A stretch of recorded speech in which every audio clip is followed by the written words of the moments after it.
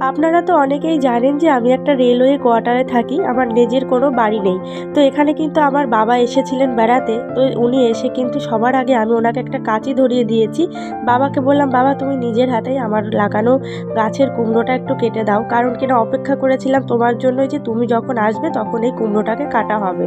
বাবা দেখে তো অবাক যে এত বড় কুমড়ো হয়েছে, এত সুন্দর সবজি লাগিয়েছি। সত্যি কথা বলতে সেই ছোট্ট অঙ্কনা যে এত বড় হয়ে এত সুন্দর করে সবজি গাছ লাগিয়েছে, এত সুন্দর করে সংসার করছে, বাবা দেখেই অবাক।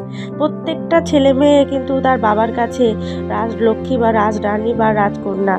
তা যাই বা হোক আমিও কিন্তু আমার বাবার কাছে সেরকমেরই একজন আদরের। আমার বাবা এসেছে বেড়াতে আমার কাছে, হয়তো দুদিন থাকবে, থেকে আবার চলে যাবে। সঙ্গে আমার মা এবং বোন ভাইও এসেছেন।